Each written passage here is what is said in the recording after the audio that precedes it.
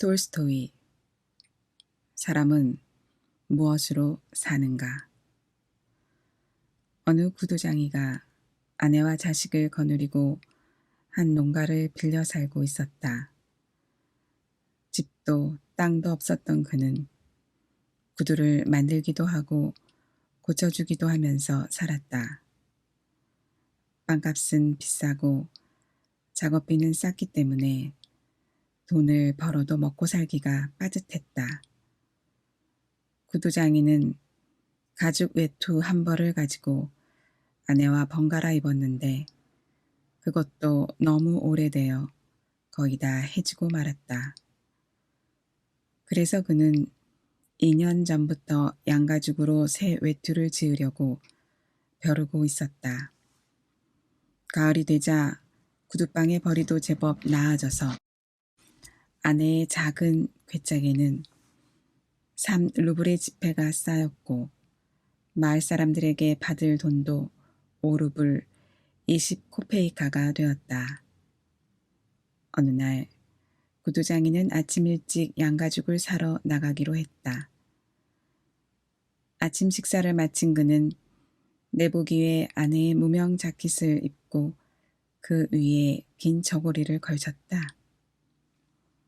그리고 3루블의 지폐를 주머니에 넣은 다음 나뭇가지를 꺾어 만든 지팡이를 손에 들고 집을 나섰다. 그는 길을 가면서 생각했다.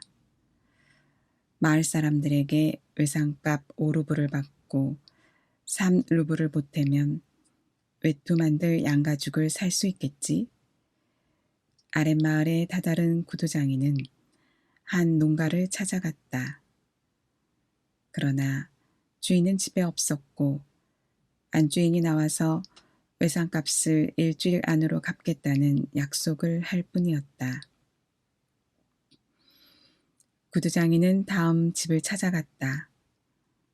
그런데 그 집 주인은 돈이 없다면서 구두 고친 값으로 겨우 20코페이카를 줄 뿐이었다. 하는 수 없이 구두장이는 양가죽을 외상으로 사려고 했으나 가죽 장수는 거절했다. 돈을 갖고 오시면 물건을 마음대로 골라 잡도록 해드리겠습니다. 외상은 대개 뒤가 깨끗하지 않아서. 결국 구두장이는 외상값으로 겨우 20코페이카를 받고 한 집에서 낡은 펠트 구두에 가죽을 대어 깁는 일만 맡았다. 맥이 빠진 구두장이는 20코페이카로 술을 마셔버리고 빈손으로 집으로 향했다. 아침부터 날씨가 줄곧 추웠지만 뱃속에 술이 들어가자 외투를 걸치지 않아도 그리 춥게 느껴지지 않았다. 그는 펠트 구두를 한 손에 든 채 다른 손으로는 얼어붙은 땅을 지팡이로 두드리며 길을 걸어가다 혼자 중얼거렸다. 한 잔 마셨더니 몸이 후끈한걸. 외투를 안 입어도 추위를 모르겠어. 가죽 외투 따위가 무슨 소용이야. 언짢던 기분도 가셔버렸네. 나라는 사람은 그런 사람이야. 걱정 없어. 그따위 가죽 외투쯤 없으면 어떻담. 가죽 외투를 입지 않아도 얼마든지 살아갈 수 있어. 그따위 건 평생 가도 아쉽지 않아. 하지만 집사람이 낙심할 걸 생각하니 속이 상하는군. 일을 시킬 땐 언제고 이제 와서 딴소리들을 하다니. 두고 보라지. 돈을 가져오지 않으면 그놈의 모자를 벗겨버리고 말 거야. 그렇고 말고 도대체 뭔 수작이야. 20코페이카씩 나눠서 주겠다는 건가? 20코페이카를 못에 써. 술 한 잔이면 날아가 버리는 걸. 뭐? 형편이 어렵다고? 내 놈만 어려운 줄 아냐. 내 놈들은 집도 있고 가축도 있고 뭐든지 다 갖고 있잖아. 우리는 입은 옷 한 벌밖에 없는 가난뱅이란 말이야. 내 놈들에겐 농사를 지어 손수 만든 빵이 있지만 나는 빵값만 해도 일주일에 3루블은 있어야 해.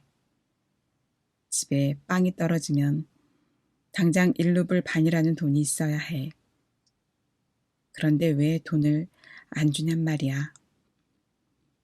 그렇게 중얼거리는 사이에 어느덧 길모퉁이에 있는 교회에 이르게 되었다. 그런데 교회 바로 뒤에서 뭔가 희끄무레한 것이 눈에 띄었다. 사방이 어두워진 뒤라 자세히 바라보아도 정체를 분간할 수 없었다. 그는 생각했다. 저런 곳에 허연 돌이 있을 리가 만무한데 가축일까? 아니, 가축 같지는 않고 아무래도 머리 부분은 사람 같은데 희끄무레한 게 이상하군. 무엇하러 사람이 저런 곳에 있겠어? 구두장이는 조심스럽게 다가가 보았다. 놀랍게도 그것은 정말 사람이었다. 그런데 살아있는지 죽었는지 알 수가 없었다. 그 사람은 벌거벗은 몸을 교회 벽에 기댄 채 꼼짝도 하지 않고 서 있었다. 구두장이는 등골이 오싹했다. 분명히 불안당 놈들이 사람을 때려 죽이고 옷을 벗긴 다음 이곳에 끌어다 놓았을 거야. 섣불리 가까이 다가갔다가는 무슨 누명을 쓰게 될지 몰라. 구두장이는 그 옆을 지나쳐갔다. 이제 사내의 모습은 교회 그림자에 가려 보이지 않았다. 그런데 교회 모퉁이를 지나가면서 돌아보니 사내가 이쪽을 바라보는 것 같았다. 가까이 가볼까? 아니면 이대로 지나가 버릴까? 가까이 갔다가 봉변이라도 당하면 어떻게 하지? 알 수 없는 놈이야. 남에게 좋은 일을 하고서 저런 곳에서 저러고 있을 리는 없지. 내가 다가가는 순간 와락 덤벼들어 목을 비틀어 놓고 도망칠지도 몰라. 설사 목을 조르지 않더라도 공연히 귀찮아질 거야. 저놈은 벌거벗은 몸뚱이 하나뿐이야. 어떡하면 좋을까? 단벌 옷을 벗어줄 수도 없고 역시 건드리지 않는 게 상책이야. 구두장이는 발길을 재촉하여 교회를 지나치려고 했으나 갑자기 죄의식이 느껴졌다. 그래서 걸음을 멈추고 자신에게 타일렀다. 세몬, 너 지금 뭐하고 있는 거야? 사람이 재난을 당해 죽어가고 있는데 괜히 겁을 먹고 그냥 지나가려고 해? 이봐 세몬, 그래서는 못 써. 세몬은 몸을 돌려 사내 쪽으로 다가갔다. 세몬은 사내의 모습을 자세히 살펴보았다. 그 사내는 젊은이였으며 얻어맞은 흔적은 전혀 찾아볼 수 없었다. 사내는 추위에 떨며 겁에 질려 벽에 기대어 앉아있을 뿐 세몬 쪽을 바라보려고도 하지 않았다. 몹시 쇠약해져 얼굴을 들 기력도 없는 듯했다. 세몬이 바싹 다가서자 사내는 그제서야 알아본 듯 눈을 뜨고 얼굴을 돌려 세몬을 바라보았다. 세몬은 사내와 눈길이 마주치자 그에게 호감을 느꼈다. 그는 낡은 펠트 구두를 땅바닥에 집어 던지고는 허리띠를 풀고 긴 저고리를 벗었다. 아무 말 말고 이걸 입게. 세몬은 사내를 일으키기 위해 팔꿈치를 붙잡았다. 사내는 일어섰다. 마른 몸매에 얌전한 얼굴을 한 사내는 손이나 발에도 별 이상이 없었다. 세몬은 자신의 긴 저고리를 그의 어깨에 걸쳐 주었다. 팔이 소매에 잘 들어가지 않아서 세모는 양팔을 끼워준 뒤 옷자락 양쪽을 잡아당겨 앞을 맞추고 허리띠를 메어주었다. 세모는 자신이 쓰고 있던 헌 모자를 벗어서 사내의 머리에 씌워주려고 했는데 갑자기 머리가 썰렁한 느낌이 들었다. 이 사내의 머리칼은 길게 굽이치고 있고 나는 대머리야. 이렇게 생각하고 도로 모자를 썼다. 그보다는 구두를 신겨줘야 해. 그렇게 생각한 세모는 사내를 그 자리에 앉히고 펠트 구두를 신겨주었다. 그렇게 옷을 입히고 신발을 신겨주고 나서 말했다. 이제 됐네. 자, 몸을 좀 움직이게. 그래야 덜 추울 거야. 어떻게 해서 이런 곳에 와 있는지는 모르겠지만 자네 걸을 수는 있나? 사내는 부드러운 눈길로 세몬을 바라볼 뿐 입을 열지 않았다. 왜 대답이 없나? 이런 곳에서 겨울을 날 심사는 아닐 테고 집에 가야지. 자, 여기 내 지팡이가 있네.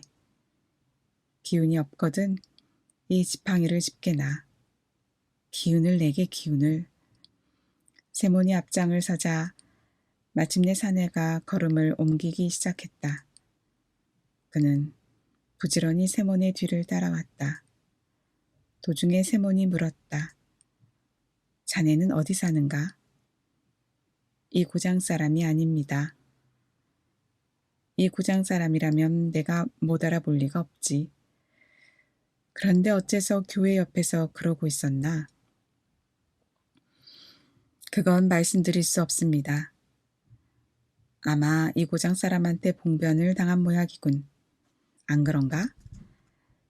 그렇지 않아요. 하나님께 벌을 받은 거예요. 그럴 수도 있겠지. 모든 일은 그분의 뜻이니까.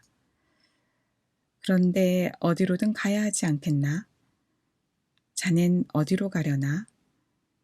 어디든지 좋습니다. 세모는 놀랐다. 사내는 불량배처럼 보이지도 않았고 말씨도 부드러웠다. 그러나 자신에 대해 얘기하고 싶어 하지 않는 눈치였다. 그래서 세모는 무슨 곡절이 있겠거니 생각하고 사내에게 말했다. 그럼 우리 집에 갈까? 가서 기운 좀 차리게 말이야. 세모는 발길을 멈추지 않고 계속 걸었고 사내도 부지런히 뒤따라왔다. 바람이 옷 속으로 스며들면서 어느덧 술기운이 사라진 세모는 심한 추위를 느꼈다. 그는 콧물을 훌쩍거리면서 계속 걸어갔다. 세모는 아내의 것인 여자용 자켓의 깃을 여미며 생각했다.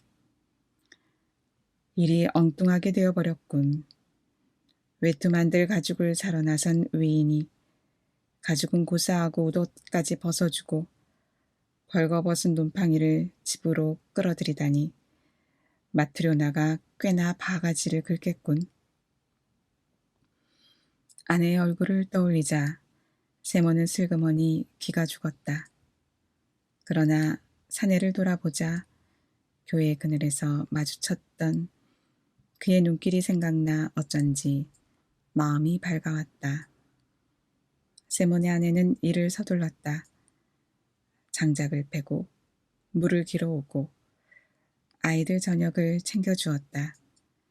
자기도 식사를 마치고 나서 언제 빵을 굽는 게 좋을까? 오늘 구워둘까? 내일 구울까? 하고 생각하기 시작했다. 빵이 한 덩어리밖에 남아있지 않았기 때문이었다. 만약 세몬이 밖에서 식사를 하고 오면 저녁을 먹지 않을 테니까 내일 먹을 빵은 충분한데 마트료나는 그런 생각을 하면서 빵 조각을 만지작거리고 있었다. 오늘은 빵을 굽지 말아야지. 밀가루도 한 번 구울 양밖에 안 남았어. 그것으로 금요일까지는 먹어야 해. 마트료나는 빵을 치우고 탁자 옆에 앉아 남편의 내일을 깊이 시작했다. 바늘을 놀리면서 그녀는 외투를 만들 양가죽을 사올 남편을 생각하고 있었다. 가죽 장수에게 속지 말아야 할 텐데 그이는 사람이 너무 좋아서 탈이야. 남을 속일 줄은 모르면서 자기는 어린애들에게도 속아 넘어가니 말이야. 8루블은 큰 돈이야. 그 돈이면 좋은 가죽 외투를 만들 수 있어. 유피는 아니지만 가죽은 가죽이지. 작년 겨울엔 외투가 없어서 덜덜 떨면서 지냈어. 개울가에 가서 물을 길어오거나 바깥 나들이를 할 엄두가 나지 않았지. 오늘도 그이가 모두 주워 입고 나가서 난 입을 옷이 없어. 조금 늦게 나서기는 했지만 지금쯤은 돌아올 때가 됐는데 술을 마시고 있는 걸까? 그런 생각을 하고 있을 때 입구의 계단이 삐걱거리는 소리가 들렸다. 마트료나가 바느질 하던 손을 놓고 출입구 쪽으로 가보니 세몬이 낯선 사내를 데리고 서 있었다. 마트료나는 남편에게서 술 냄새가 나자 역시 술을 마셨군 하고 생각했다. 자세히 보니 세몬은 재킷만 걸쳤을 뿐 웃옷도 입고 있지 않았다. 게다가 손에는 아무것도 들지 않은 채 말없이 몸을 움츠리고 있었다. 마트료나는 가슴이 찢어지는 것 같았다. 그 돈을 술 마시는데 다 써버린 게 틀림없어. 알 수 없는 놈팡이에 어울려 다니다가 집에까지 끌고 온 거야. 마트료나는 두 사람을 맞아들이고 나서 자기도 안으로 들어갔다. 그녀는 낯선 사내를 찬찬히 살펴보았다. 몸이 깡마른 젊은이는 남편의 웃옷을 걸치고 있었다. 펠트 구두를 신고 있었지만 바지는 입은 것 같지도 않았고 모자도 쓰고 있지 않았다. 사내는 방에 들어와서도 장승처럼 버티고 서서 눈을 내리깐 채 꼼짝도 하지 않았다. 마트료나는 그가 쭈뼛쭈뼛 하는 것으로 보아 달갑지 않은 사람이 틀림없다고 생각했다. 마트료나는 얼굴을 찌푸리고 난로가에 서서 두 사람의 거동을 살폈다. 세모는 모자를 벗고 태연스럽게 의자에 앉아서 말했다. 이봐, 마트료나, 어서 저녁을 줘야지. 마트료나는 까딱도 하지 않고 난로가에 서서 입속으로 뭐라고 중얼거리면서 두 사람을 번갈아 바라본 뒤 고개를 흔들었다. 세모는 아내가 골이 난 것을 알고 있었지만 짐짓 모른 채 하고 사내의 손을 잡으며 말했다. 함께 저녁 식사를 해야지. 사내는 의자에 걸터 앉았다. 여보, 왜 그래? 아직 저녁 준비가 안 됐어? 마트료나는 저도 모르게 발끈 화가 났다. 준비야 됐지요. 하지만 술이나 마시고 옷까지 벗어주는 철딱선이 없는 당신을 위해 준비한 건 아니에요. 외투를 장만하려고 간 사람이 옷 저고리까지 남에게 벗어주고 누군지 알 수 없는 벌거숭이를 집 안으로 끌어들이다니. 당신 같은 주정뱅이한테 줄 음식은 없어요. 그만해, 마트료나. 허튼 소리 작작하고 먼저 이 사람이 누군지 알아봐야 할 게 아냐? 듣기 싫어요. 그보다도 돈은 어떻게 했어요? 그것부터 대답해요. 세모는 윗도리에 손을 넣어 지폐를 꺼내 보였다. 갖고 갔던 돈 여기 있어. 트리포노프에게 돈을 못 받았어. 내일 준다더군. 마트료나는 더욱 화가 치밀었다. 가죽은커녕 단 한 벌밖에 없는 옷을 얼굴도 모르는 사내에게 내주고 그것도 모자라 집으로 끌어들이다니. 마트료나는 돈을 집어서 간수하러 가면서 말했다. 저녁 먹을 생각일랑 말아요. 벌거벗은 주정뱅이에게 줄 음식이 어디 있어요?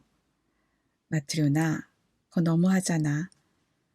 그러지 말고 이쪽 얘기도 좀 들어봐야 할 거 아냐? 주정뱅이가 제법 그럴듯한 말을 하는군요. 내가 어쩌자고 당신 같은 주정뱅이와 결혼했는지 몰라.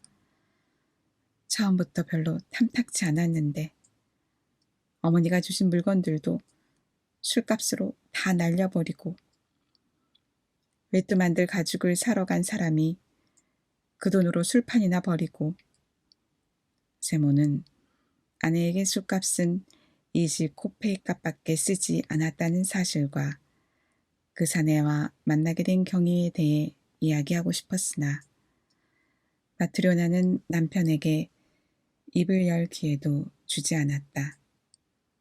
그녀는 10년 전의 일까지 모조리 들춰내면서 마구 떠들어대기 시작했다. 그래도 화가 풀리지 않았는지 남편에게 덤벼들어 옵소매를 덥석 붙잡았다. 내 재킷 내놔요. 하나밖에 없는 자켓을 빼앗아 입다니. 해도 너무해요. 어서 내놓으라니깐요. 당신 같은 사람은 연병이라도 걸려 죽어야 해요. 세모는 시무룩한 표정으로 자켓을 벗기 시작했다. 그러다가 한쪽 소매가 뒤집어졌는데 마트료나가 그걸 잡아당기자 자켓이 찢어지고 말았다. 마트료나는 찢어진 자켓을 집어 몸에 걸치고 문 쪽으로 손을 뻗었다. 밖으로 나가려던 그녀는 갑자기 발길을 멈추었다. 문득 호기심이 생겼던 것이다. 화가 웬만큼 가라앉은 마트료나는 남편이 데리고 온 사내에 대해 알고 싶어졌다. 마트료나가 우뚝 서서 말했다. 만일 이 청년이 얌전한 사람이었다면 벌거숭이가 되었을 리가 없어요. 이 사람은 속옷도 안 입었어요. 당신이 나쁜 짓을 하지 않았다면 어디서 이 젊은이를 데리고 왔는지 한번 말해봐요. 얘기할 테니 잘 들어봐. 내가 집으로 돌아오는데 이 사람이 교회 옆에서 옷을 벗은 채 쭈그리고 앉아서 떨고 있지 뭐야? 여름철도 아닌데 알몸으로 말야. 내가 이 청년을 발견한 건 분명히 하나님의 뜻일 거야. 그러지 않았다면 이 사람은 진작에 죽었을 거야. 무슨 곡절이 있을 거라는 생각이 들었어. 그래서 이 사람을 안아 일으키고 옷을 입혀서 데리고 온 거야. 그러니 함부로 화부터 내지 말아요. 그러면 죄가 돼. 마트료나, 죄를 지어서 좋을 것 하나도 없어. 마트료나는 다시 욕을 퍼보려고 하다가 사내 쪽을 힐끗 돌아보고는 입을 다물어 버렸다. 사내는 의자에 앉아 꼼짝도 하지 않았다. 두 손을 얌전히 무릎 위에 얹고 고개를 푹 숙인 채 눈을 감고 마치 숨이 막히기라도 한 것처럼 얼굴을 찌푸리고 있었다. 마트료나가 입을 다물었기 때문에 이번에는 세몬이 말했다. 마트료나, 당신 안에는 하나님이 계시지 않아? 그 말에 마트료나는 다시 한번 사내를 찬찬히 바라보았다. 그러자 저도 모르게 분노가 사라져 버렸다. 마트료나는 난로가러 가서 저녁을 차리기 시작했다. 식탁 위에 그릇을 놓고 끄바스를 따르고 하나밖에 남지 않은 빵을 내놓은 다음 나이프와 젓가락을 놓고 나서 말했다. 자, 들어요. 젊은이 가까이 오게. 세몬이 사내에게 말한 다음 빵을 잘게 썰었다. 두 사람은 저녁 식사를 하기 시작했다. 마트료나는 식탁 목퉁이에 앉아 한 손으로 턱을 괴고 사내를 자세히 살펴보았다. 그녀는 동정심이 느껴지면서 차츰 사내에게 호의를 가지게 되었다. 그녀의 생각을 알아챘는지 사내는 곧 밝은 표정으로 마트료나를 보면서 웃음을 지었다. 두 사람이 식사를 마친 뒤 마트료나는 설거지를 끝내고 사내에게 물었다. 어디 살아요? 저는 이 고장 사람이 아닙니다. 어째서 길가에서 그러고 있었어요? 그건 말할 수 없습니다. 누가 옷을 죄다 벗겨간 거예요? 하나님께서 벌을 내리신 겁니다. 그래서 그렇게 알몸으로 있었나요? 네, 벌거벗고 뒹굴다가 거의 얼어 죽을 지경이 되었는데 바깥 분께서 저를 발견하고 가엾게 여겨 옷옷을 벗어 입혀주고 댁으로 데리고 오셨습니다. 그리고 아주머니까지도 저를 가엾게 여겨 음식을 마련해 주셨지요. 두 분은 반드시 하나님의 은총을 입으실 겁니다. 마트료나는 자리에서 일어나 저녁 때 기어놓았던 세몬의 낡은 잠방이를 가져다가 사내에게 주고 바지도 찾아서 갖다 주었다. 입어요. 보아하니 속옷도 입지 않은 것 같군요. 편한 곳에서 주무세요. 나무 침대나 벽난로 옆이나 어디든지 좋아요. 사내는 세몬이 걸쳐주었던 옷옷을 벗은 뒤 속옷과 잠방이를 입고 나무 침대 위에 들어누웠다. 마트료나는 불을 끄고 남편 곁에 가서 누웠다. 긴 웃옷을 덮고 누운 그녀는 사내의 이리 머리에서 떠나지 않아 좀처럼 잠이 오지 않았다. 한 덩어리밖에 남지 않았던 빵을 사내가 먹어버려서 내일 먹을 빵이 없다는 사실과 속옷과 잠방이까지 그에게 준 것을 생각하니 마음이 어두워졌다. 그러나 사내가 웃음 짓던 모습을 생각하니 한결 기분이 개운해졌다. 남편도 쉽게 잠을 이루지 못하는 듯 몸을 뒤척이며 웃옷을 자기 쪽으로 잡아당겼다. 마트료나가 입을 열었다. 여보, 빵을 다 먹어버렸는데 내일 먹을 것을 준비하지 못했으니 어쩌죠? 말라냐 아주머니에게 부탁해 볼까요? 사람 목숨이 붙어있는 한 빵은 따라다니게 마련이야.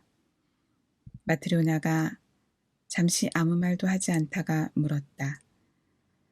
그 청년은 좋은 사람 같던데 어째서 자기 얘기를 하지 않으려고 할까요? 그럴 만한 사정이 있을 테지. 여보, 왜? 우리는 가끔 남에게 선심을 쓰는데 왜 우리한테는 아무도 선심을 쓰지 않을까요? 세모는 뭐라고 대답해야 할지 몰라. 그런 얘기는 그만둬. 하고는 돌아 누워 곧 코를 골기 시작했다.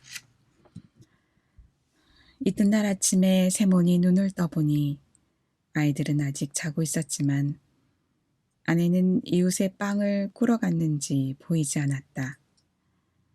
사내는 낡은 속옷과 잠방이를 입고 의자에 우두커니 앉아서 위쪽을 바라보고 있었다. 얼굴이 어제보다 한결 밝아 보였다. 세몬이 말했다. 여보게, 배는 빵을 원하고 알몸은 옷을 원한다고 하지 않나? 그래서 사람은 누구나 벌이를 해야 해. 자넨 어떤 일을 할 수 있나? 저는 아무 일도 하지 못합니다. 세모는 어이가 없었다. 하지만 사람이 마음만 먹으면 어떤 일이든지 할 수 있지 않겠나? 모두들 일하고 있으니 저도 일을 해야지요. 자네 이름은 뭔가? 미하일이라고 합니다. 그래, 미하일? 자네가 자신에 대한 이야기를 하고 싶어 하지 않는 건 자네의 자유지만 살아갈 방도를 마련해야 하네. 내가 시키는 일을 하겠다면 우리 집에 있어도 괜찮네. 자네 의향은 어떤가? 고맙습니다. 부지런히 일을 배우겠습니다. 가르쳐 주십시오. 그날부터 세모는 미하일에게 구두 꿰매는 일을 가르치기 시작했다. 별로 어려울 것도 없네. 잘 보고 배우게. 미하일은 세몬이 일하는 모습을 유심히 바라보고는 곧 꿰맬 수 있게 되었다. 세몬은 그에게 가죽 자르는 방법을 가르쳤다. 미하일은 그 일도 곧 익혔다. 다음에는 강모를 밀어넣는 방법과 꿰매는 방법을 가르쳤다. 미하일은 그 일도 곧 터득했다. 미하일은 세몬이 어떤 일을 가르쳐도 곧 손에 익혀 사흘째부터는 마치 전부터 구두를 지어온 사람처럼 거침없이 일을 해나갔다. 그는 쉬지 않고 부지런히 일했으며 음식은 많이 먹지 않았다. 그리고 일을 하는 동안에는 위쪽만 바라보았다. 세몬 부부가 그의 웃는 모습을 본 것은 그에게 저녁을 차려주던 첫날 밤뿐이었다. 한 주일이 지나고 한 달이 지나고 금세 1년이 지나갔다. 미하일은 줄곧 세몬의 집에서 일했다. 세몬의 제자는 날이 갈수록 인기가 높아졌다. 세몬의 제자 미하일만큼 구두를 예쁘고 튼튼하게 잘 짓는 사람이 없다는 소문이 파다하게 퍼졌다. 그래서 이웃 마을에서도 주문이 쇄도하여 세몬의 호주머니는 점점 두둑해졌다. 어느 겨울 세몬과 미하일이 앉아서 일을 하고 있는데 잠두마차가 방울소리를 요란하게 울리면서 가게 앞에 와서 멈추었다. 두 사람이 창밖을 내다보니 한 젊은이가 마부석에서 뛰어내려 마차문을 여는 것이 보였다.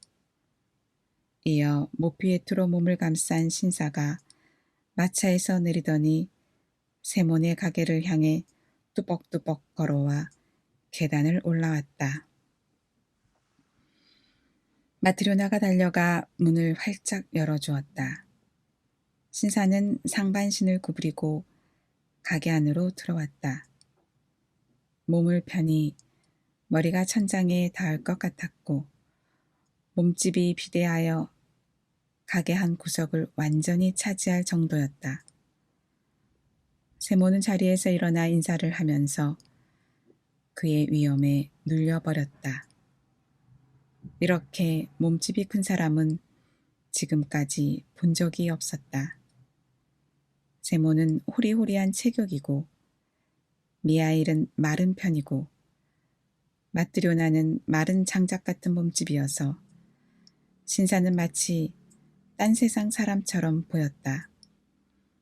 검붉은 얼굴에 기름기가 번지르르하고 목은 황소와 같고 몸 전체가 강철로 되어 있는 것 같았다. 신사는 숨을 크게 내쉰 다음 외투를 벗고 의자에 앉아 말했다. 이 구두방 주인이 누구인가? 세몬이 대답했다. 저울시다 나으리. 그러자 신사는 데리고 온 하인에게 말했다. 이봐, 물건을 가져와. 하인이 꾸러미를 가지고 달려왔다. 신사가 꾸러미를 받아 탁자 위에 올려놓고 말했다. 어서 풀어라. 하인이 꾸러미를 풀었다. 꾸러미 속에서 나온 물건은 훌륭한 가죽이었다. 신사가 그 가죽을 가리키면서 세몬에게 말했다. 이게 뭔지 알겠지? 네, 알고 있습니다, 나으리. 자네 이 물건을 어떻게 생각하나? 세몬은 가죽을 만져보고 나서 말했다. 좋은 가죽입니다. 그야 이를 말인가? 자네 같은 사람은 이런 가죽을 본 적도 없을 걸세. 독일산인데 20루블이나 주었다네.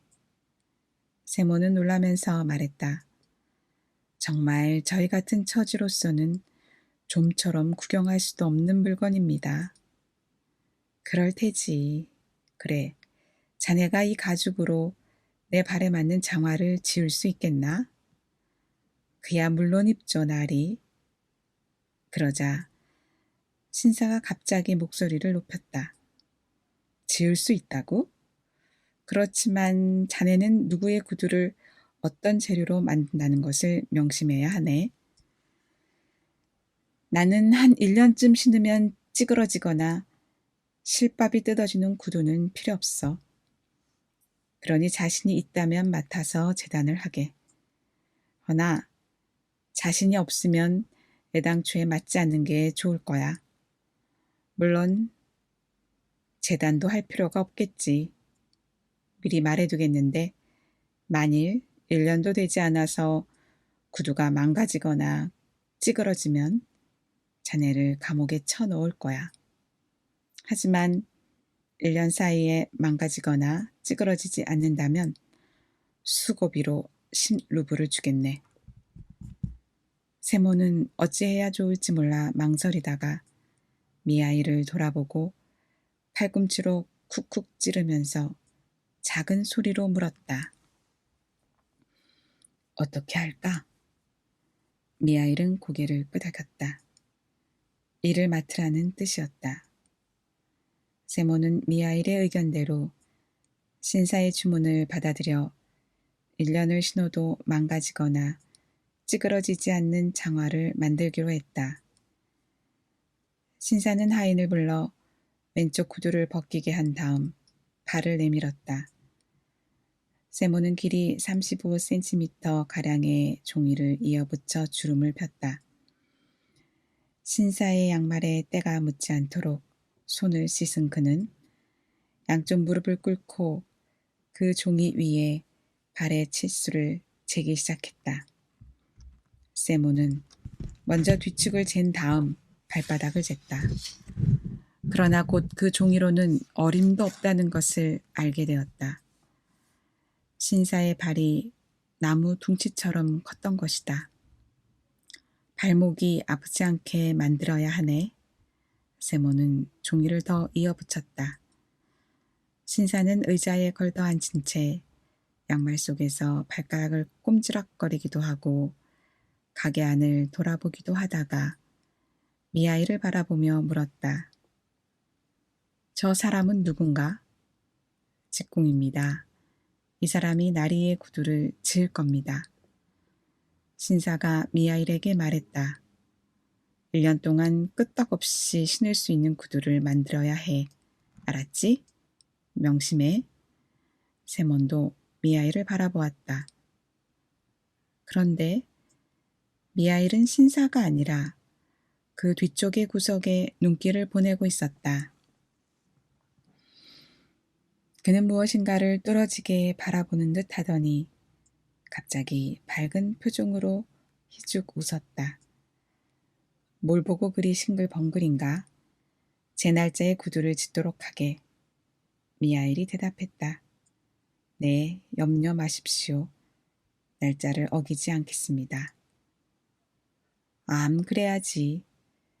장화를 도로 신은 신사는 모피에트를 걸치고 앞자락을 여민 다음 문 쪽으로 걸어갔다.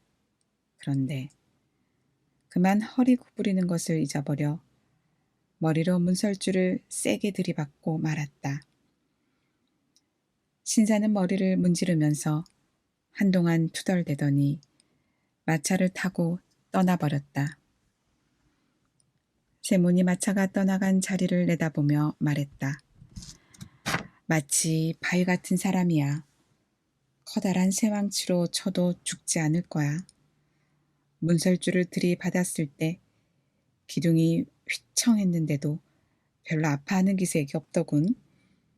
마트료나가 남편의 말을 받았다. 저렇게 한가하게 사니 살이 안 찌겠어요? 저런 사람들 몸뚱이에는 사신의 이빨도 들어가지 않을 거예요. 세몬이 미하일에게 말했다. 일을 맡기는 했지만 골치가 아플 것 같군. 가죽도 비싼 고급품이지만 그나리가 화를 잘 내더군. 실수하면 큰일일세. 재단은 자네가 맡게. 자네는 눈도 밝고 솜씨도 나보다 나으니까. 치수는 이거야. 재단을 잘 해봐. 구두끈은 내가 만들 테니까. 미하일은 세몬이 시키는 대로 신사가 가져온 가죽을 탁자 위에 펴놓고 둘로 접은 다음 칼을 들고 재단을 시작했다. 옆에서 미하일이 재단하는 모습을 지켜보던 마트료나는 깜짝 놀랐다. 오랫동안 구두가죽 재단하는 것을 보아온 그녀는 한눈에 미하일의 재단법이 다르다는 것을 알 수 있었다. 미하일은 가죽을 둥글게 잘라나갔다. 마트료나는 참견을 하려다가 생각을 바꾸었다. 나는 신사와 만드는 방법을 잘 몰라. 아무래도 미하일이 나보다 더 잘 알고 있을 거야. 주대넘은 참견은 말아야지. 미하일은 한 켤레 치의 재단을 마치자 구두를 짓기 시작했다. 그런데 그는 장화를 만들 때처럼 두 겹으로 꿰매지 않고 슬리퍼를 만들 때처럼 한 겹으로 꿰맸다. 마트료나는 다시 한번 놀랐지만 이번에도 참견을 하지 않았다.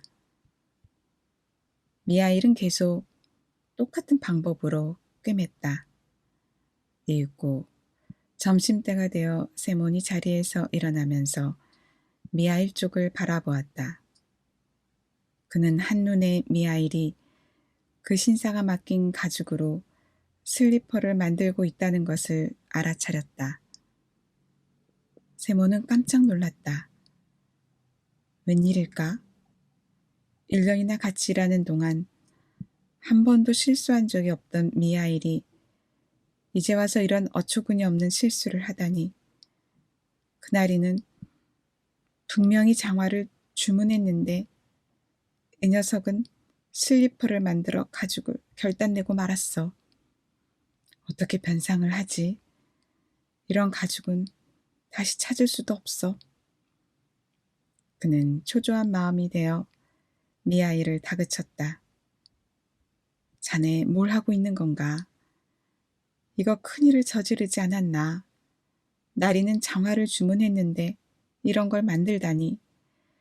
대체 어떻게 된 거야?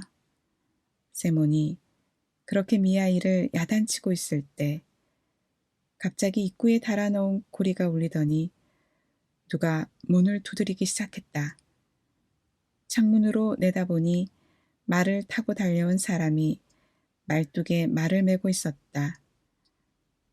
문을 열어주자 아까 그 신사를 따라왔던 젊은 하인이 들어왔다. 아까 무슨 일이요? 아까 주문한 장화 말씀인데요. 저는 마님의 심부름으로 왔습니다. 장화가 어쨌다는 거요? 이제 장화가 소용없게 됐습니다. 나리가 돌아가셨거든요. 아니, 뭐라고요? 이곳을 나가서 댁으로 돌아가는 길에 마차 안에서 돌아가셨습니다. 마차가 집에 도착하자 모두 나리를 모셔드리려고 했는데 나리는 나무 등걸처럼 마차에서 굴러 떨어지셨어요. 이미 숨이 끊어져서 몸이 뻣뻣하게 굳어 있었어요. 그래서 간신히 집 안으로 옮겨 놓은 다음 마님의 분부를 받고 이렇게 달려온 겁니다. 마님께서는 저보러 나리가 가죽을 맡긴 구두방에 가서 장화는 소용없게 되었으니 그 대신 죽은 사람에게 신길 슬리퍼 한 켤레를 빨리 만들어 달라고 해서 다 되면 갖고 오라고 하셨습니다. 미하일은 탁자 위에 남아있던 가죽을 둘둘 말더니 완성된 슬리퍼를 들고 탁탁 먼지를 턴 다음 하인에게 넘겨주었다. 하인은 놀란 표정으로 슬리퍼를 받아들더니 이내 그럼 안녕히 계십시오 하는 인사와 함께 황급히 가게를 나갔다. 세월이 흘러 미하일이 세몬의 집에서 함께 살게 된 지 언 6년째가 되었다. 그러나 미하일의 생활 태도는 전과 조금도 달라지지 않았다. 쓸데없는 말도 하지 않았고 외출도 별로 하지 않았다. 그때까지 그는 단지 2번 웃는 얼굴을 보였을 뿐이었다. 한 번은 세몬의 아내가 그를 위해 저녁을 차려주었을 때였고 또 한 번은 그 거구의 신사가 구두방에 들어왔을 때였다. 세몬은 제자가 참으로 마음에 들었다. 그래서 새삼스럽게 어디서 왔느냐고 묻지도 않았고 오히려 미하일이 혹시 다른 곳으로 가버리지 않을까 걱정하고 있었다. 식구들이 모두 집 안에 있던 어느 날이었다. 마트료나는 화덕에 무쇠 냄비를 얹어놓고 요리를 하고 있었고 아이들은 집안을 뛰어다니기도 하고 창밖을 내다보기도 했다. 세모는 창가에서 구두를 만들고 미하일은 창문 앞에서 부지런한 손놀림으로 구두 뒷창을 만들고 있었다.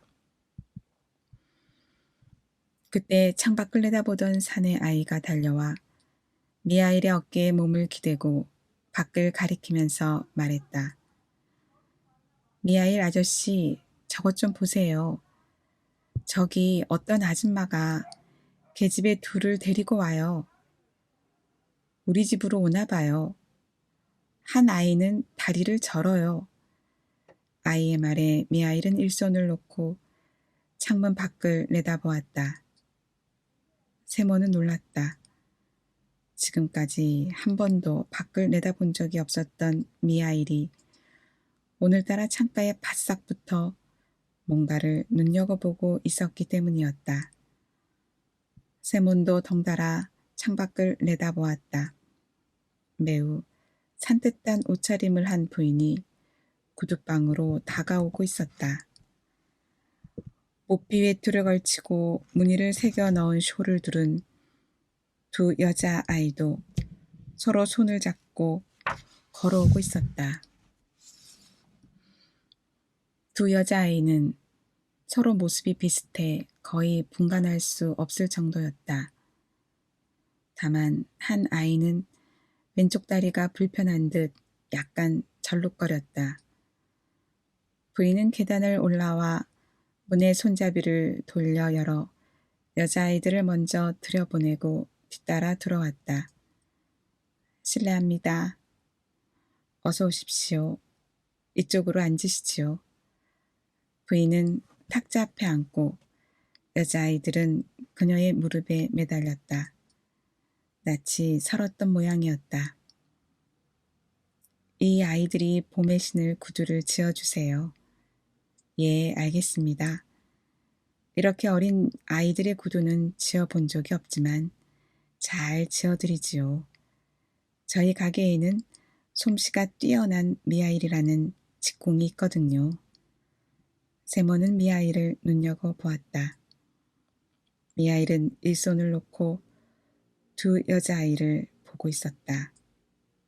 세모는 미하일의 그런 모습을 보고 놀랐다. 하긴 여자아이들이 귀엽기는 했다. 검은 눈에 몸은 통통하고 뺨은 붉었으며 모피의 투아숄은 꽤 고급품이었다.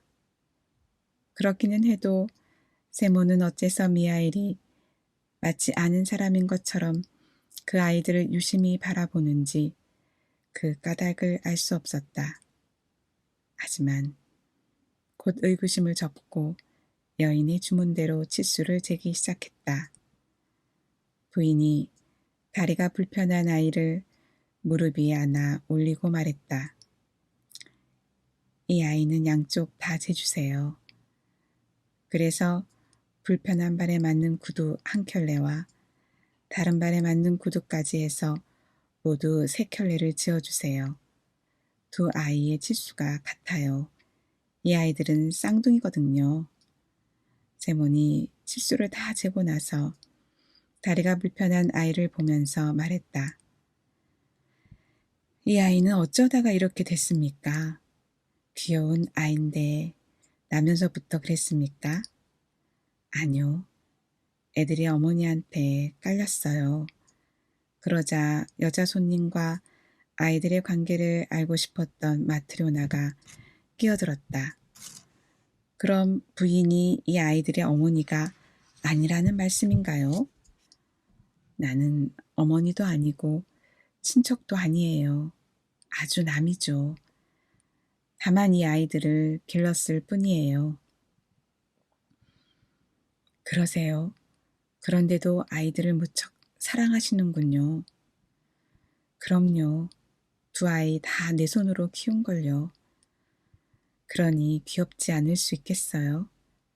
내가 낳은 아이도 있었지만 하나님께서 데려가셨어요. 친자식보다 이 애들 쪽이 훨씬 사랑스러워요. 그럼 대체 이 아이들의 부모는 누구인가요? 이윽고 부인은 긴 이야기를 풀어놓기 시작했다. 6년 전의 일이었어요. 이 아이들은 태어나서 일주일 만에 고아가 되어버렸어요. 화요일에 아버지의 장례식이 있었는데 금요일에는 어머니까지 세상을 떠났거든요. 이 애들은 아버지가 죽고 나서 사흘 만에 태어났고 어머니는 그 다음 날에 죽었지요. 그때 나는 남편과 단 둘이 시골에서 농사를 짓고 있었는데 이 애들의 부모와는 이웃간이었어요. 이 아이들의 아빠는 형제도 친척도 없는 사람이었는데 날마다 숲에 가서 일을 했지요. 그러던 어느 날 큰 나무가 쓰러지면서 그 밑에 깔리는 바람에 배가 터져버리고 만 거예요. 집으로 옮겼을 때에는 이미 숨이 끊어져 있었지요. 그런데 공교롭게도 며칠 뒤에 그 집 부인이 쌍둥이를 낳았어요. 그게 바로 이 애들이지요. 가난한 살림에 외롭게 살아온 애들 어머니는 혼자서 아이들을 낳고 혼자서 죽어버렸답니다. 이튿날 아침에 내가 궁금해서 들여다보았더니 가엾게도 부인은 벌써 싸늘하게 식어 있었어요. 그런데 죽을 때 쓰러지면서 이 애를 덮쳤는지 이 애가 부인 밑에 깔려있지 뭐예요. 그래서 발을 절게 된 거예요. 마을 사람들이 모여 시신을 씻고 수의를 입힌 다음 관을 만들어 장례를 치렀어요. 정말 인정 많고 착한 사람들이었죠. 하지만 외롭게 남겨진 두 아이에 대해서는 모두들 머리를 흔들었어요. 그런데 그 많은 여자들 중에서 아이 엄마는 나 혼자였어요.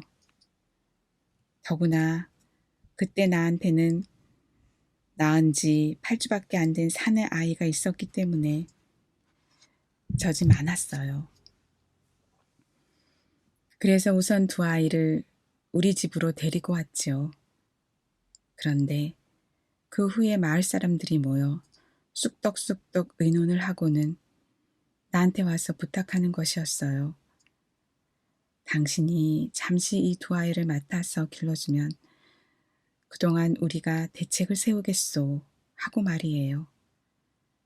그때까지 나는 다리가 성한 아이에게만 젖을 한 번 물렸을 뿐 다리를 다친 아이에게는 젖을 주지 않았어요. 아이가 살 수 있을 것 같지가 않았거든요. 하지만 문득 아무 죄도 없는 아이를 그대로 죽여서는 안 된다는 생각도 들고 아이가 가엾다는 생각도 들어서 젖을 물렸어요. 이렇게 해서 새 아이를 내 손으로 키우게 되었지요. 당시 나는 한창 때라 건강했고 음식도 잘 먹어서 젖이 많이 나왔어요. 두 아이에게 양쪽 젖을 물리면 한 아이는 기다려야 했지요. 한 아이가 먼저 다 먹고 나면 기다리고 있던 아이에게 젖을 물렸어요. 그런데 하나님의 은총으로 이 아이들은 제대로 자랐지만 내가 낳은 아이는 이듬해 죽어버렸어요. 그 후 나는 아이를 낳지 못했어요. 덕분에 돈은 절약할 수 있었지요. 남편은 지금 재분소에 다니는데 월급이 많아서 살림이 넉넉해요. 만일 이 애들이 없었다면 얼마나 쓸쓸했겠어요. 이 애들이 귀여워서 못 견디겠어요. 이 애들만이 나에게 사는 보람을 준답니다. 여인은 한 손으로 다리가 불편한 아이를 껴안은 채 다른 손으로는 자신의 뺨 위로 흘러내리는 눈물을 훔쳤다. 마트로나도 한숨을 길게 내쉬고 말했다. 부모가 없어도 아기는 자라지만 하나님이 없으면 어떻게도 할 수 없다는 속담 그대로군요. 이야기를 마친 부인은 집으로 돌아가기 위해 자리에서 일어났다. 배웅하러 가던 세몬 부부는 문득 미하일 쪽을 바라보았다. 그는 무릎 위에 양속을 얹고 하늘을 바라보며 웃고 있었다. 여인을 배웅하러 돌아온 세몬이 미하일에게 다가갔다. 자네 무슨 일이 있나?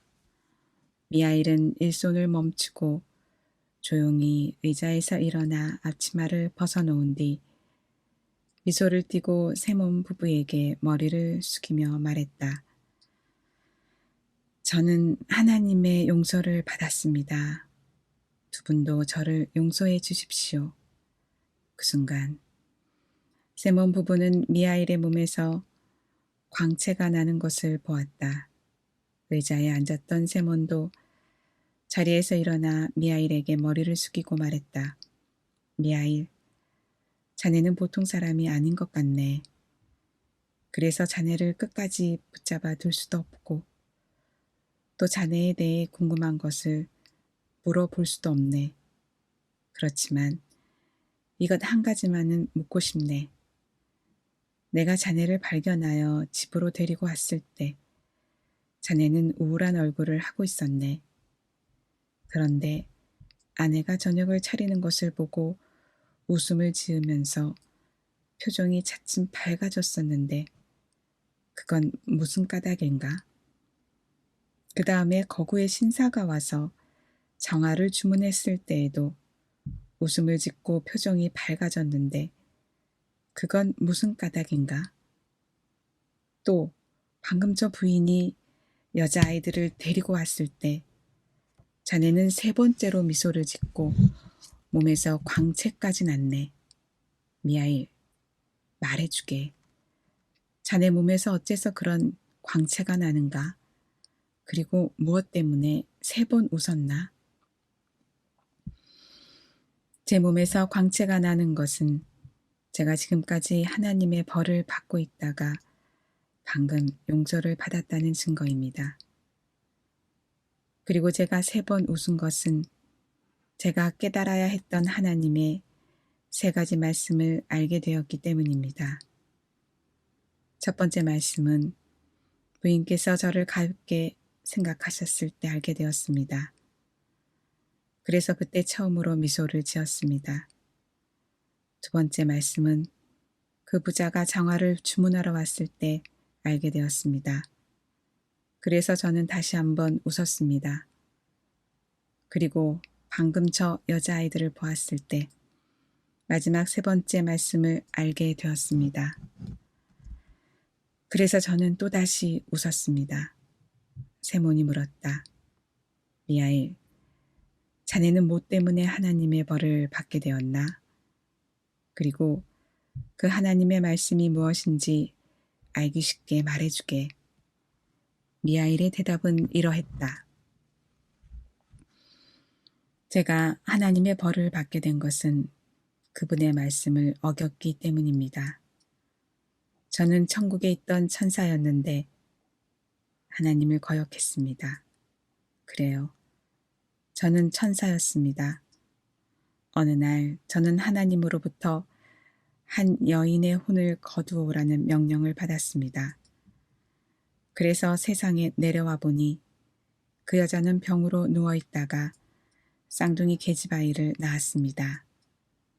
두 아이는 어머니 곁에서 꼼지락거리고 있었지만 어머니는 두 아이를 가슴에 껴안을 기력도 없을 만큼 쇠약해져 있었지요. 여인은 저를 보더니 하나님께서 자기의 영혼을 불러들이기 위해 나를 보내신 것을 알아차리고 울면서 말했습니다.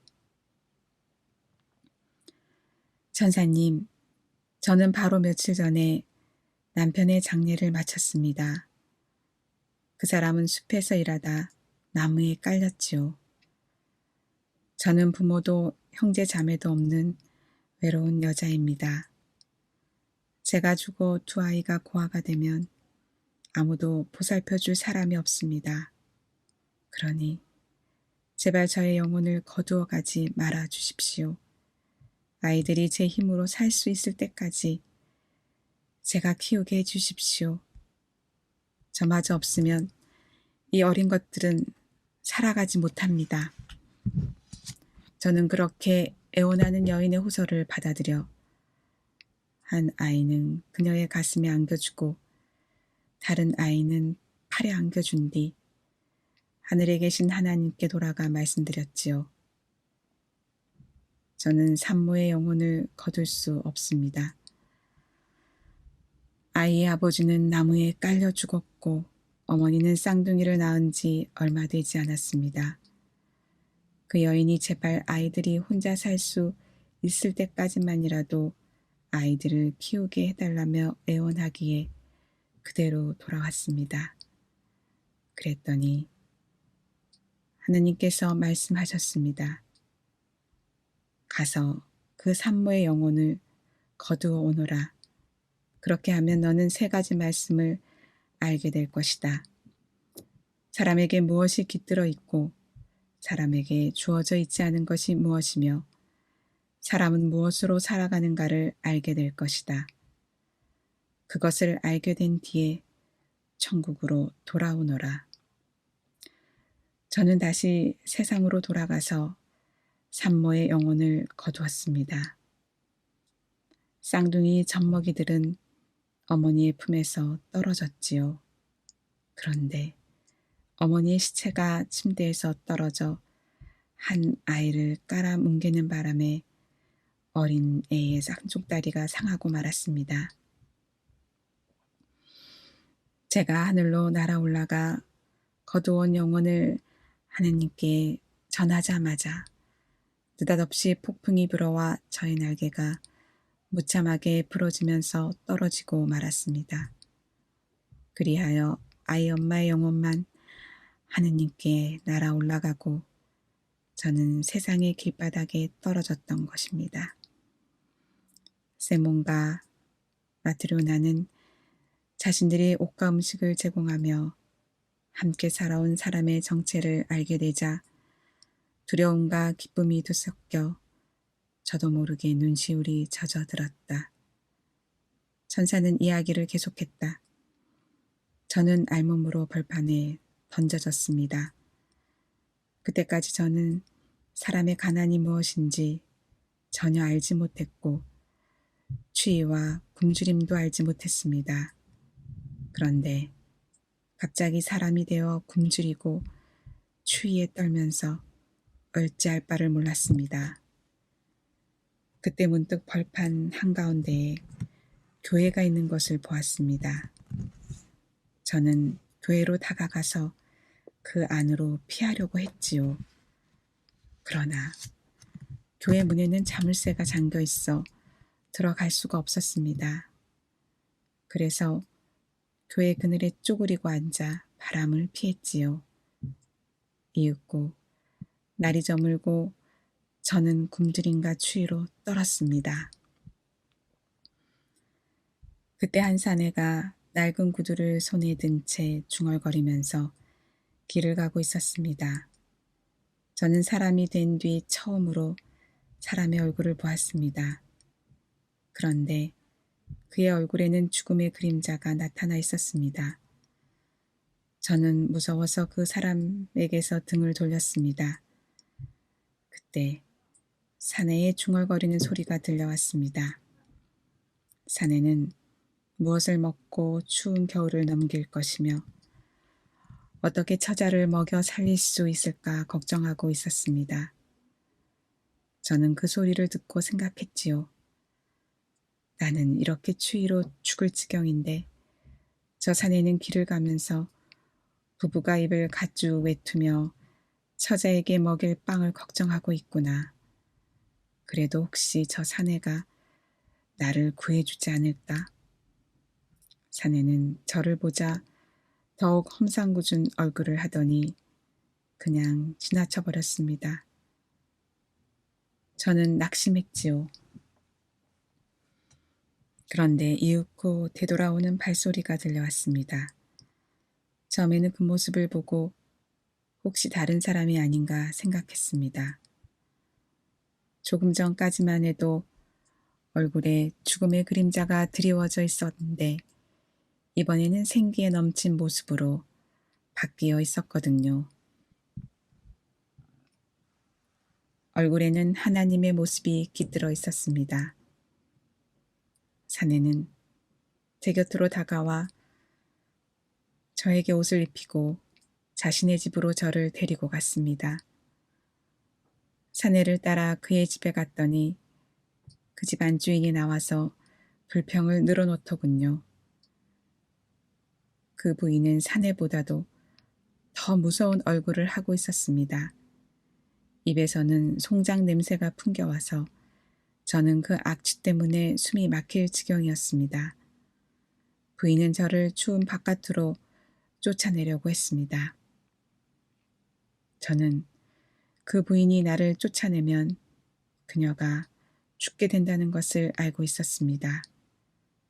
그때 사내가 문득 부인에게 하나님을 떠올리게 하고 주의를 주었습니다.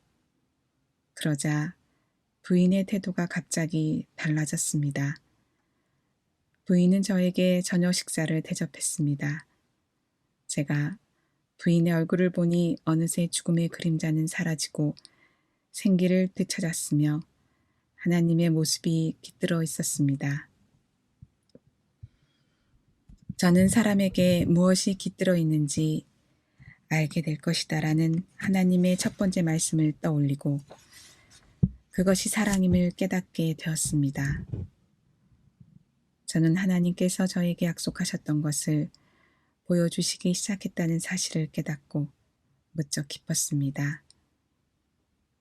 그래서 미소를 지었던 것입니다.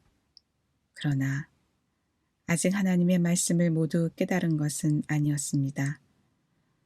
저는 사람에게 주어져 있지 않은 것이 무엇이고 사람이 무엇으로 살아가는지를 알지 못했습니다. 저는 이 댁에서 신세를 지면서 어느새 1년이라는 세월을 보냈습니다. 그 무렵 한 사내가 나타나 1년을 신어도 망가지지 않고 찌그러지지 않는 장화를 주문했습니다. 제가 그 사내를 바라보니 그 뒤에 저의 동료인 죽음의 천사가 서 있었습니다. 저 말고는 아무도 그 천사를 보지 못했지요.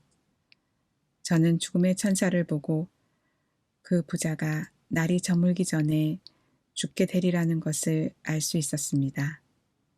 저는 이 사내는 1년 후의 일을 생각하고 있지만 오늘 저녁 때까지도 살지 못한다는 것을 모르고 있구나 하는 생각이 들어 사람에게 주어져 있지 않은 것이 무엇인가를 알게 되었습니다. 자기에게 필요한 것이 무엇인지를 아는 능력. 바로 그것이 사람에게 주어져 있지 않은 것이었습니다. 그래서 저는 두 번째로 웃었습니다. 동료 천사를 만나게 된 것과 하나님께서 저에게 두 번째 말씀의 의미를 알게 해주신 것이 기뻤기 때문이지요. 그러나 저는 아직도 하나님의 말씀을 다한 것은 아니었습니다. 저는 아직 사람은 무엇으로 살아가는지 알지 못했지요. 그래서 계속 이댁에 신세를 지면서 하나님께서 마지막 말씀의 의미를 밝혀주시기를 기다리고 있었습니다. 그런데 6년째가 되어 쌍둥이 여자아이들이 부인의 손에 이끌려 나타났습니다. 전에 본 적이 있는 아이들이었지요. 그 아이들이 잘 자라고 있는 것을 보고 저는 이렇게 생각했습니다. 그 어머니가 저 아이들을 부탁했을 때 나는 그 여인의 말을 듣고 그대로 믿고 부모가 없으면 아이들은 살지 못할 거라고 생각했다. 그런데 다른 여자가 아이들에게 젖을 먹여 이렇게 훌륭히 키우지 않았는가. 그 부인이 다른 사람의 자식인데도 가엾게 여겨 아이들의 이야기를 하면서 눈물을 흘리는 것을 보았을 때 저는 그 여인 안에서 살아계신 하나님의 모습을 보았습니다. 그리하여 저는 사람은 무엇으로 살아가는지를 깨닫게 되었습니다. 저는 하나님께서 마지막 말씀의 의미를 밝혀주시고 저를 용서해 주신 것을 알고 세 번째로 미소를 지었던 것입니다. 그 순간 천사의 몸에서 옷이 저절로 벗겨지면서 몸 전체가 광채에 파묻혀서 구두장이 부부는 눈이 부셔 바라볼 수조차 없었다. 천사가 큰 소리로 말했다. 그 말은 천사의 입에서 나오는 것이 아니라 마치 하늘에서 들려오는 것 같았다. 나는 모든 사람들의 삶을 지탱하는 것이 자신의 몸을 걱정하는 마음이 아니라 사랑이라는 것을 알게 되었소. 아이의 어머니는 두 아이가 살아가는데 가장 소중한 것이 무엇인지 알지 못했소. 그리고 그 부자는 자신에게 무엇이 필요한지도 모르고 있었소. 아무도 저녁 때까지 필요한 것이 살아있는 자가 신을 장화인지 죽은 자에게 신길 슬리퍼인지 알지 못했소. 내가 사람이었을 때 살아갈 수 있었던 것은 내가 자신을 돌보았기 때문이 아니라 내 곁을 지나가던 사람과 그의 아내에게 사랑이 깃들어 있어서 두 사람이 나를 가엾게 여겨 사랑해 주었기 때문이요. 그 쌍둥이가 살아남게 된 것은 이웃 사람들이 그 아이들의 앞날을 걱정해 주었기 때문만이 아니었소. 그 아이들과 아무런 연고도 없는 한 여자의 마음속에 사랑이 깃들어 있어서 그녀가 두 아이를 가엾게 여겨주었기 때문이요. 모든 사람이 살아갈 수 있는 것은 자기 몸을 걱정하는 마음 때문이 아니라 사람들의 마음속에 사랑이 있기 때문이요. 이전에도 나는 하나님께서 사람들에게 생명을 주시고 그들이 계속 살아가기를 바라고 계신다는 것을 알고 있었소. 그런데 이제 나는 또 한 가지를 알게 되었소. 나는 깨달았소. 사람들이 제각기 흩어져 살아가는 것은 하나님의 뜻이 아니라는 것을. 하나님께서 한 사람에게 개별적으로 무엇이 필요한가를 가르쳐 주시지 않은 것은 이 때문이요. 하나님께서는 사람들이 서로 마음을 합쳐 살아가기를 원하고 계시오. 자신과 만인을 위해 무엇이 필요한가를 하나님께서 모든 사람들에게 가르치신 것은 이 때문이요. 이제 나는 깨달았소. 삶이 자기 자신에 대한 걱정에 의해 지탱된다는 것은 사람의 생각이며 진실한 사람은 사랑으로 살아간다는 것을. 참으로 사랑하는 사람은 하나님 안에 있고 하나님은 그 사랑 안에 계시오. 하나님은 사랑이시기 때문이요. 천사는 하나님을 찬양하는 노래를 부르기 시작했다.